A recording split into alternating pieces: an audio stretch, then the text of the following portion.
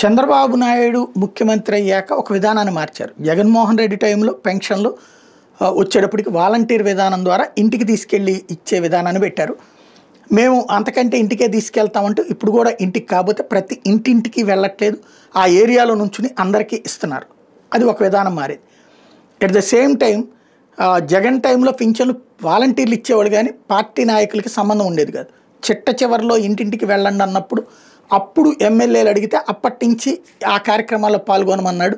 వాళ్ళు అంత సిన్సియర్గా పాల్గొన్నది కాదు. ఇప్పుడు చంద్రబాబు అధికారంలోకి వచ్చినప్పటి నుంచి 4,000 రూపాయలకి పెన్షన్ పెంచారు. అట్లాగే అంతకుముందు 2-3 నెలలకు కూడా కలిపి 7,000 రూపాయలు వేశారు. అట్లాగే వికలాంగులకు కూడా పెన్షన్ పెంచారు. ఈ పెంచినటువంటి పెన్షన్లకు సంబంధించి ఇవ్వడం ఇదివరకు ఉన్నటువంటి వాలంటీర్లతో కాకుండా సచివాలయ సిబ్బంది, ఇతర స్థానిక సంస్థల సిబ్బందితో డబ్బులు ఇప్పిస్తున్నారు. అది ఒక ఎత్తు అయితే ప్రతి నెల స్వయంగా తనే వెళ్ళి 1వ తారీఖున కార్యక్రమంలో పాల్గొంటారు. ప్రతి చోట ఎమ్మెల్యేలు, ఎవరైతే నియోజకవర్గ ఇన్ఛార్జీలు లేకపోతే కనుక పార్టీకి సంబంధించిన పదవుల్లో ఉన్న వాళ్ళందరూ వెళ్ళి పెన్షన్లు ఇచ్చే దాంట్లో పాల్గొనాలి అనేటటువంటి విధానం పెట్టుకొచ్చారు.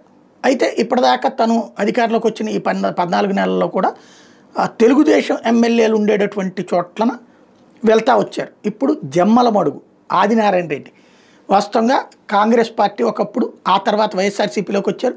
వైఎస్ఆర్సీపీ తరపున గెలిచినటువంటి సందర్భంలోనే వెళ్ళి తెలుగుదేశం ప్రభుత్వంలో చేరి మంత్రిగా కూడా అయ్యారు. ఆ తర్వాత రెండోసారి తెలుగుదేశం తరపున పోటీ చేసి ఓటమి పాలయ్యారు.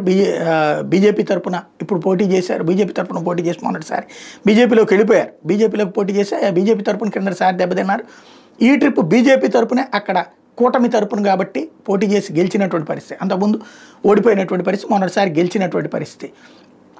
ఆయన నియోజకవర్గంలో జమ్మలమడుగు ఆదినారాయణ రెడ్డి అంటే ఇక అది ఫిక్స్డ్ పేరు అనమాట. ఆ నియోజకవర్గంలో ఈ దఫా పెట్టుకోవడం ద్వారా మిత్రపక్షాల నియోజకవర్గాల్లో కూడా కార్యక్రమాలు రాష్ట్ర స్థాయిలో పెడతానన్నటువంటి ఓ సంకేతం ఇవ్వడం ప్రారంభించారు.